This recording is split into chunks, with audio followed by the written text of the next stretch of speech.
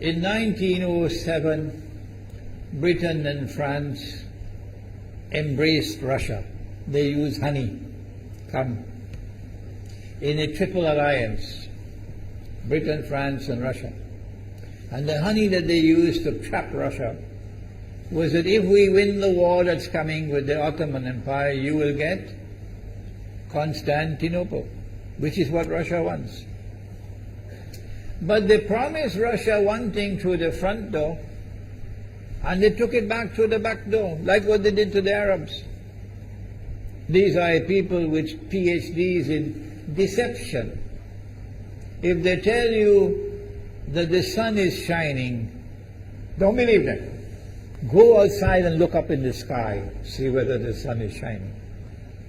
When the Russian army had fought in the First World War and had suffered the most losses, the brunt of the kill were Russians, and they were now winning the war, and the Ottoman Empire was collapsing, and the Russian army is only an arm's length away from Constantinople. They don't want Russia to get Constantinople. No. So what did they do? Russian Jews organized and executed the Bolshevik Revolution, which overthrew the Russian monarchy. They killed the Tsar and the whole family, overthrew the government, and took Russia out of the war. So the Russian army had to stop in its tracks and could not go to Constantinople.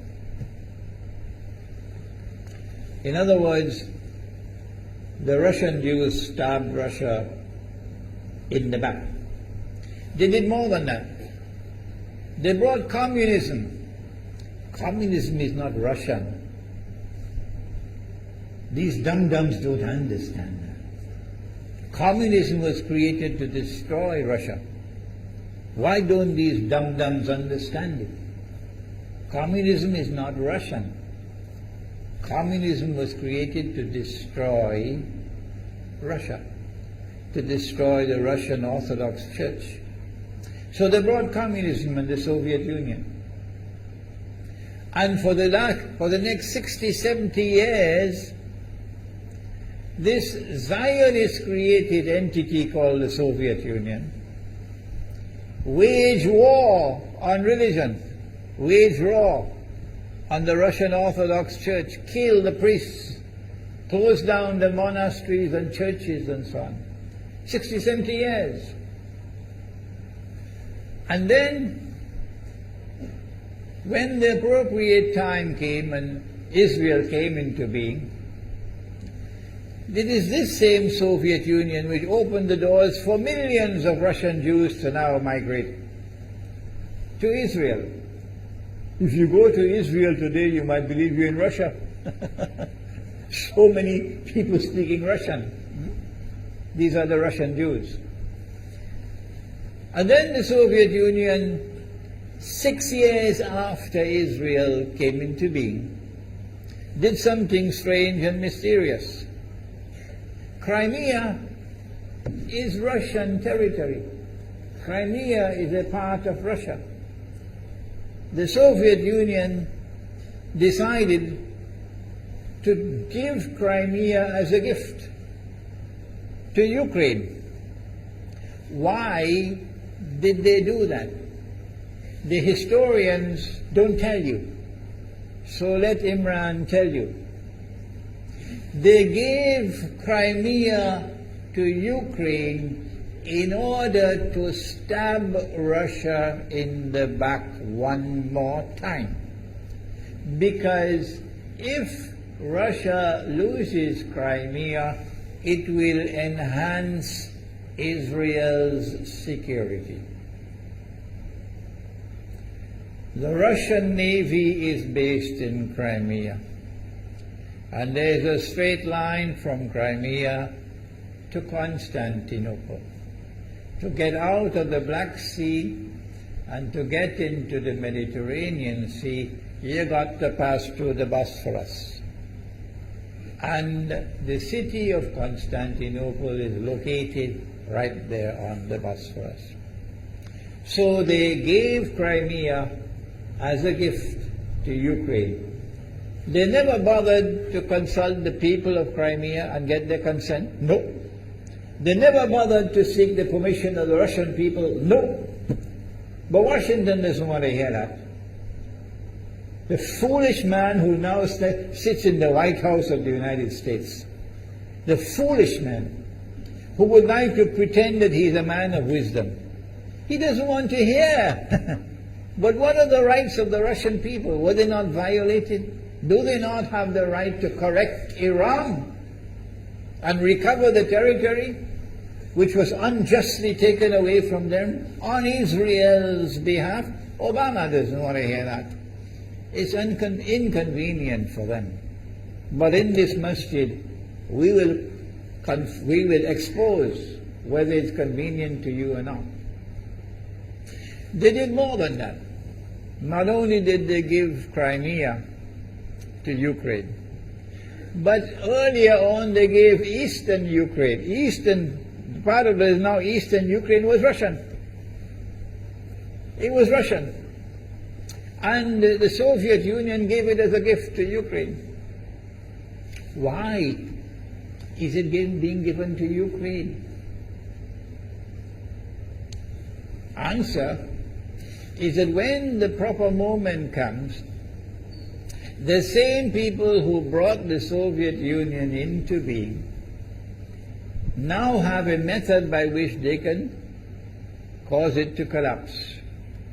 The method that they're using now in Venezuela, popular demonstrations, they did it in Egypt, they did it in Tunisia, they are masters of that. They did it with the Soviet Union. I used to think that the Soviet Union collapsed because of Allah's kindness. But I was wrong. No, it was the Zionists who brought down the Soviet Union because they didn't need it anymore. Like tomorrow they wouldn't need you anymore, Saudi Arabia. And they wouldn't need you anymore, Islamabad. When will you understand that? They'll just throw you to the dogs. You've served them long enough. So they brought down the Soviet Union. Why? So that Ukraine might emerge as an independent state. That's danger for Russia. They prepared the way. And now Ukraine emerges as an independent state. So the rope is around Russia's neck now. And from that day, when the Soviet Union collapsed, until yesterday, the relationship between Russia and Ukraine was always problematic. But the people of Ukraine still had the good sense and wisdom to appoint a government that was pro-Russian. The Zionists decided it's time for us to use our, the street demonstrations. And last October, November, December, the world witnessed Caracas all over again. And eventually, the Zionists got what they wanted. You have the money, and you can send in your special people, snipers who will kill, and so on, throw petrol bombs and so on. And eventually they got what they wanted. They created enough havoc. May Allah protect Malaysia from that. Ameen. Ameen. And the president of Ukraine fled. He's a democratically elected according to your method, Mr. Obama, according to your system. He's a legally elected president of Ukraine. And he had to flee. And these hypocrites in Washington and London and Paris who would like us to believe that they are honorable men. They are not.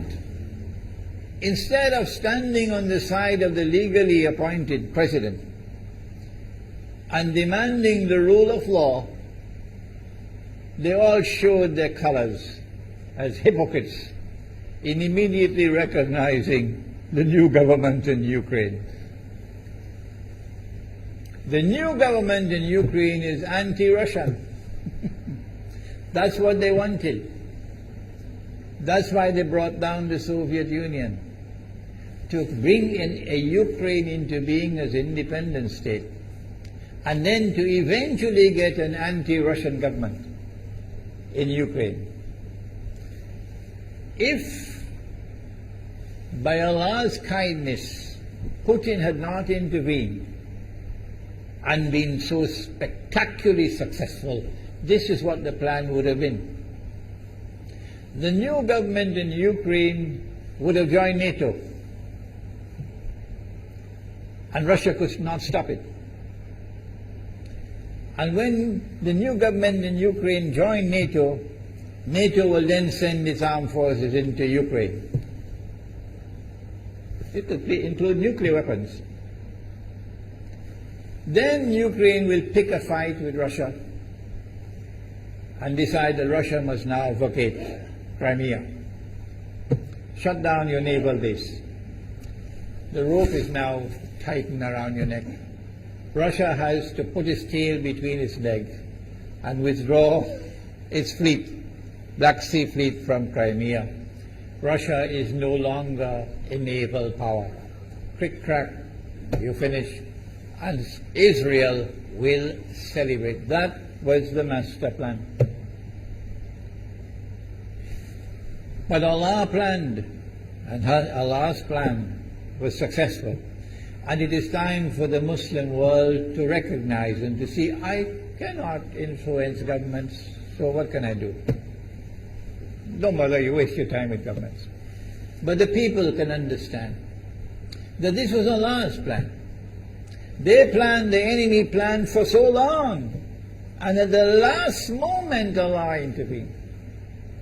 And Putin was able to get the people of Crimea to vote in a referendum. And they voted 90-something% in favor of returning to Russia. They were a part of Russia, and they want to return to Russia. So Putin was successful in delivering to the Zionist movement the first defeat it has ever suffered, significant defeat, in the more than 100 years since the Zionist movement was established. If that is not a sign from Allah, it's time for you to wake up.